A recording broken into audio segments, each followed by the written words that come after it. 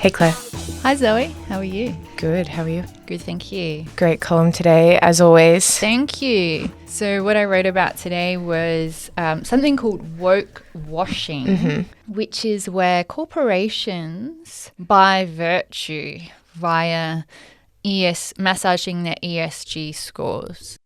Now, the context of my piece is around the Voice referendum in Australia. For those who don't know what that is, Australians will be going to vote in a referendum later this year, and the vote will be on whether or not we create a new chamber of government for Indigenous people only called The Voice.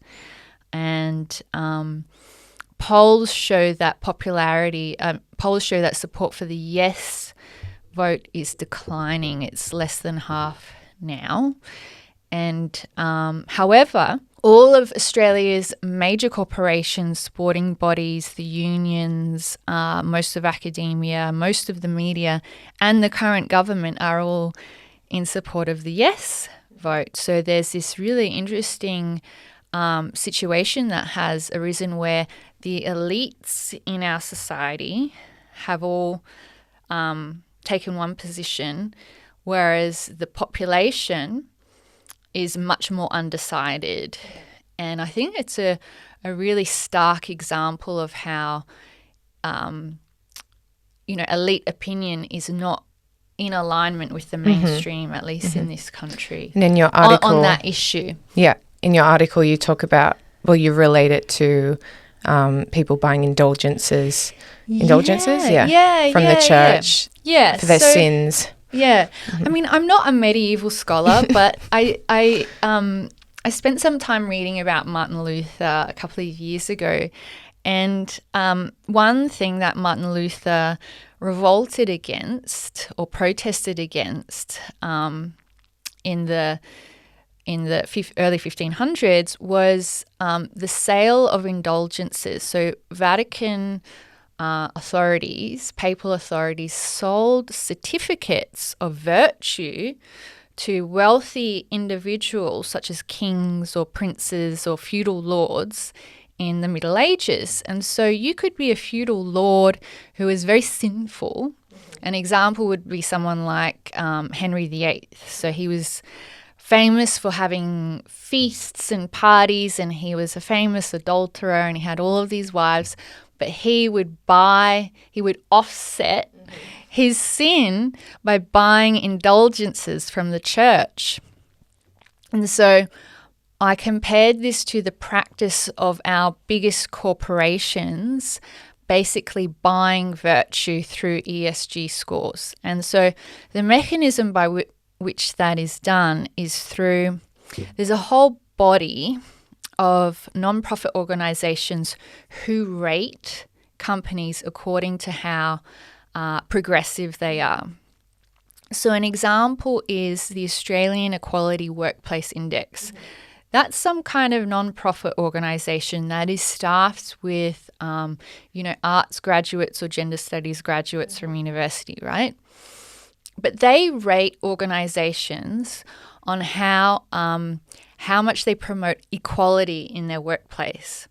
And so if you look at our biggest companies such as Coles and Woolworths, they get platinum tier in terms of promoting equality in the workplace, or gold tier, but they are also being taken to court by the Fair Work Ombudsman for underpaying their staff hundreds of millions of dollars. So this doesn't make any sense. How can you get this platinum and gold tier status for promoting equality when you're underpaying your staff?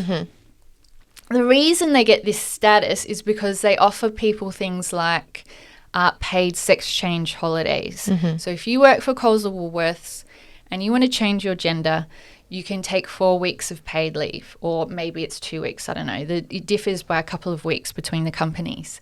That's how they get this status.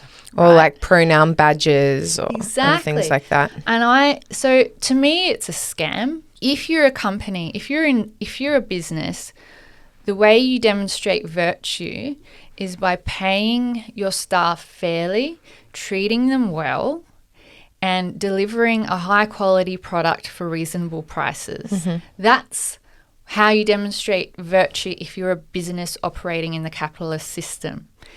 And all of this other bullshit, waving the rainbow flag, is just cover for companies that are not doing that. 100%. It's cover for companies who are not paying their staff fairly. It's cover for companies who are not producing a high-quality product for reasonable prices.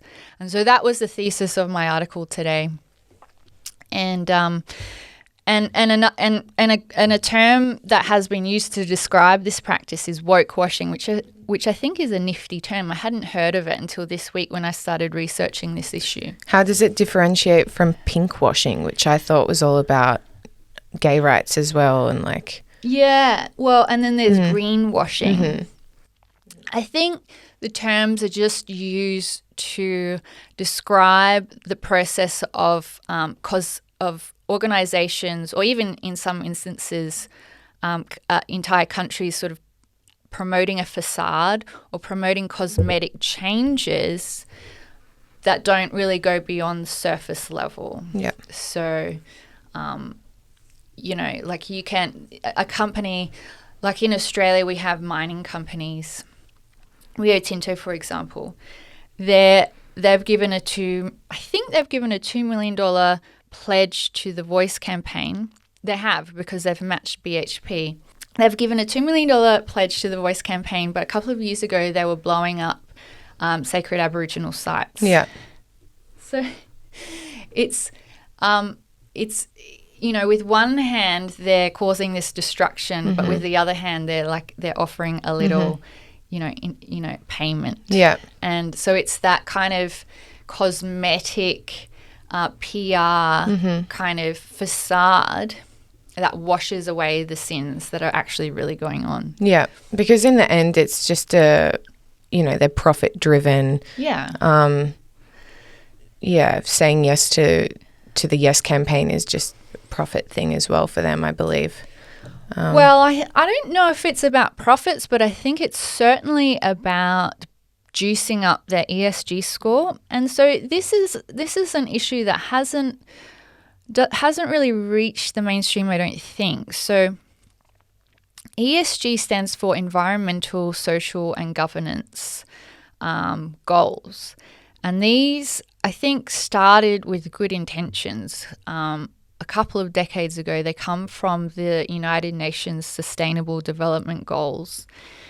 And I think it was just a small group of people at the UN. They just devised some goals that corporations could sign on to. And a lot of it is reasonable. I mean, it should be a goal of corporations not to pollute the environment and not to sort of dump toxic waste into the water system. Like, these goals are common sense, really. But it's sort of evolved. ESG has evolved to be a scam today because an entire industry has sort of grown up around marketing.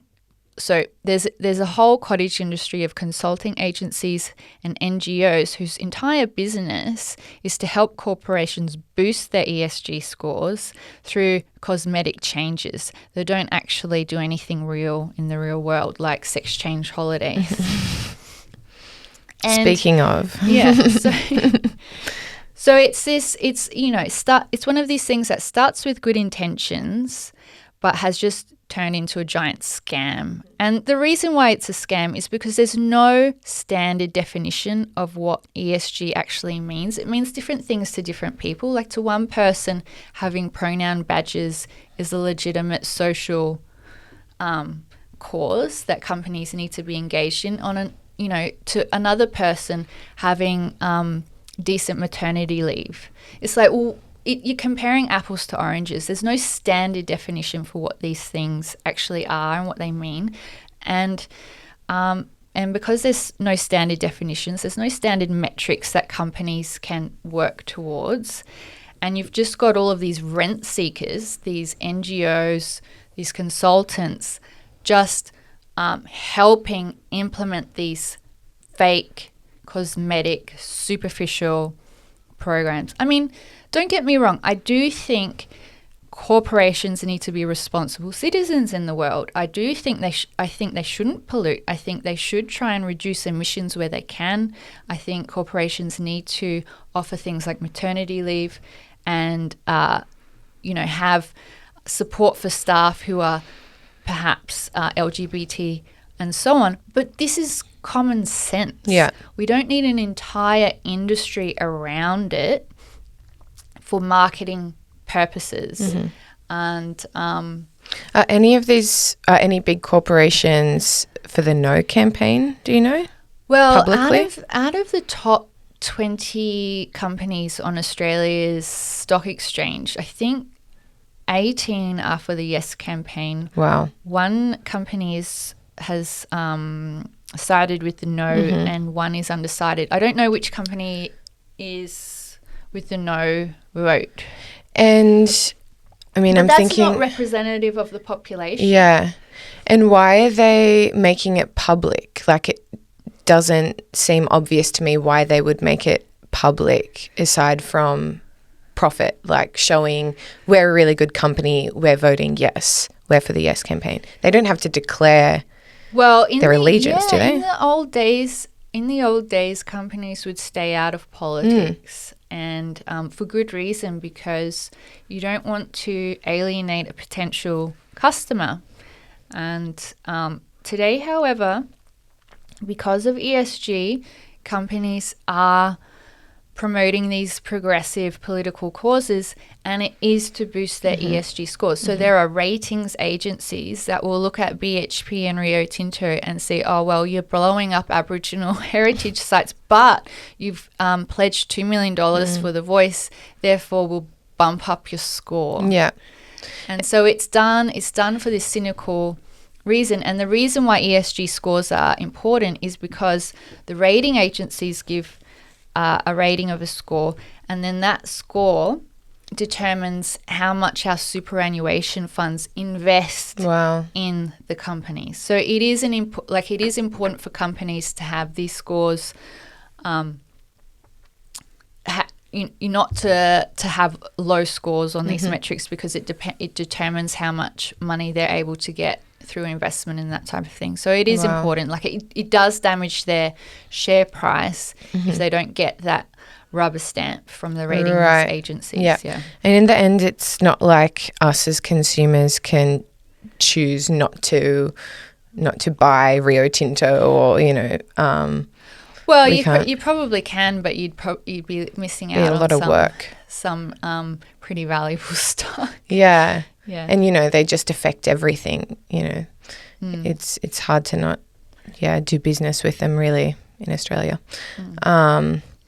Okay, so most Australians are undecided or there's a growing undecided group. So there's different polls show different numbers. However, I think the yes vote is now below the no vote. Interesting. And the thing about referendums in Australia is that they're really hard to pass because the yes vote needs a majority of states to vote yes, whereas the no vote only needs 3 states to vote no. Wow. And the constitution as it is prevails. So the founders, the people who designed our constitution, deliberately designed it so that it would be difficult to make changes to the constitution, and it will be a miracle really if The Voice gets up, because they need a majority of states. Australians are conventionally quite conservative when it comes to changing the constitution for good reason. The last referendum was the gay marriage referendum, I believe. That was a plebiscite. True. So it wasn't about changing the constitution. However, the last, it may have been before you were born, I'm not sure. But 1967. The last referendum was for an Australian republic, which was I think in 1999. Oh, okay. And that did not pass. Was that with Keating? No, John Howard was the Prime Minister at the time, and they were opposed to the referendum, so they deliberately put forward a question that was alienating to a lot of people, and a lot of people voted it down. So they have the power to decide on the question. The government at the time, yeah. Okay, interesting. Well, so it's possible that the referendum might not go ahead if polling keeps showing that. Well, yeah, I mean, that's a possibility. Because they're so expensive, right, referendums?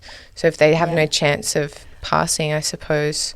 Yeah, I suppose they could call it off, but Albanese's pretty committed to this one, and there is a lot of money behind the Yes case, behind the Yes campaign, and so I think it will go ahead. There's a gigantic amount of money behind it, and the advertising campaign hasn't really even gotten started yet. It's already, for context for people who don't live here, it's already causing quite a lot of tension. People say there's been an increase in racism towards Indigenous people. I mean, we live in this city, so we don't have a huge Indigenous population in Sydney. Well, we do, but it's more concentrated in rural parts of Australia. So, and that's where a lot of these discussions are taking place, in the Northern Territory, stuff like that. So, yeah. It's going to be interesting, very important for, Australia's identity and our future. And we'll see what happens. We also wanted to talk about a very exciting thing that's happening this week, which is Threads. Have you used Instagram Threads? Yeah, I just joined Threads yesterday, and I'm finding it really fun and enjoyable. How about you, Zoe? Yeah, I signed up for it yesterday. I thought the system of signing up was really cool and made it more exciting, that you have to search for it and it gives you a little ticket. And obviously it's very similar to Twitter. Yeah.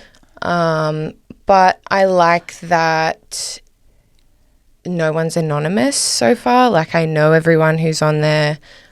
Even the people I don't know who are sort of served to me in the algorithm, I can see that they're genuine people. They have a face, they have a name. Yeah. So far, it's a nicer place to be than Twitter. Yeah, I think Threads will be a more civilized place, partly because, if people have an Instagram account, they generally have a connection to their real life. And they have photos of their real life, and so there's accountability.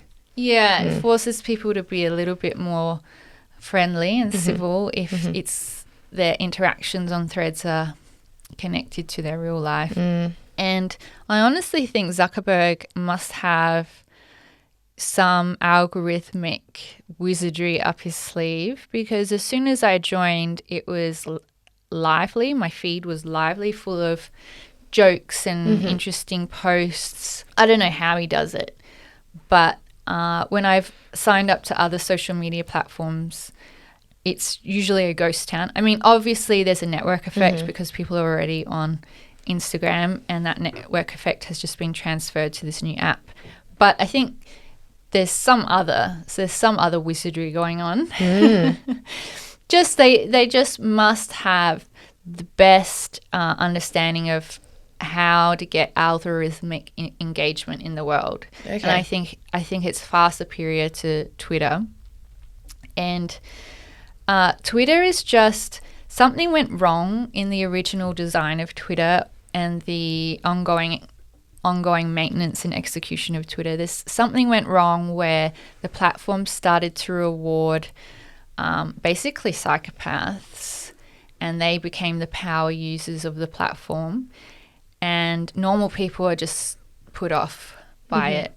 And, I don't think Musk fully understands the mind of a normal person. Today, or was it yesterday, he tweeted something like, it's infinitely better to be attacked by strangers than to hide the pain on Instagram. Yeah. I'm like, okay, yeah, maybe if you're a billionaire and you are autistic or a sociopath and you don't have not the empathy of a normal person, but for a normal person, to be attacked by strangers is not a pleasant experience. Yeah. And you would prefer not to be attacked by strangers in your leisure time. And I get his point about people acting like their lives are amazing on Instagram, but in a way, I think that's better than just like spewing vile, crap on Twitter. Yeah. At least Instagram's fake, happy and pleasant, instead of the nastiness that Twitter can divulge into. Yeah, like, don't get me wrong. I have spent many hours on Twitter in my lifetime. And but over the years, it has become more and more a coliseum and less of a genuine place to develop friendships with people. And it's just a war zone. It's a place where people go to combat just verbally. And I think when Twitter was still smaller, so 10 years ago when there were far fewer people on the platform, it was just easier to have interesting combat. And now I think the average IQ of the Twitter user has just declined, unfortunately, and it's just the noisiest, most aggressive people who win, rather than the most pithy or witty or intelligent. And there's very little you can do with these people. Like, I see it just managing our Twitter account. There are some people who are just absolute trolls, who don't follow us but seem to comment on every single tweet. And I saw quite a defamatory tweet last week and I went to report it. And I thought, what's the point of reporting it, because it's probably not going to go anywhere with Musk. And it was completely defamatory towards one of our editors. And then I didn't want to block them because then the user gets the sense of power. Oh, look, screenshot, I've been blocked by Quillette. Amazing. And you can mute them, but then everyone else can see that defamatory tweet. So it's very frustrating. Whereas if that person had their real name and photo, like on Instagram, as most people do on Instagram, not everyone, you probably just don't see as much of that at all. It's interesting. We'll have to see how Threads plays out, because it could turn into like a censorship wonderland. And we do obviously publish articles that are controversial. True.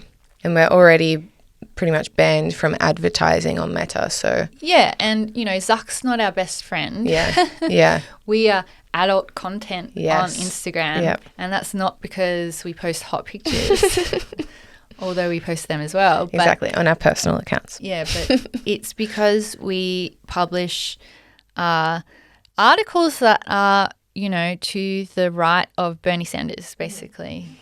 We question orthodoxy around gender medicine, and we've published articles on, all sorts of issues that aren't that aggravate the most fanatic militant activists on the hard left. So that's made us a target.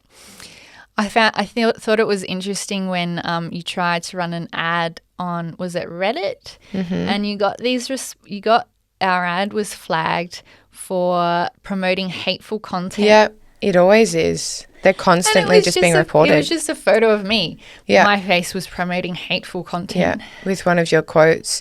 Yeah, those Reddit ads are constantly being reported, and I think I told you how we were banned from our own subreddit, which we didn't set up. So I set up a new one if anyone wants to join. Because it's good to have our content on Reddit and people can discuss it there. And but yeah, most of the time it just gets banned. Everything gets flagged. Yeah. Yeah. Yeah. Well, let's wait and see what happens with Threads. Yeah. Yeah. Anything else that you want to talk about this week? Good. Yeah, short one. Okay, well, see you next week. See you next week. Bye.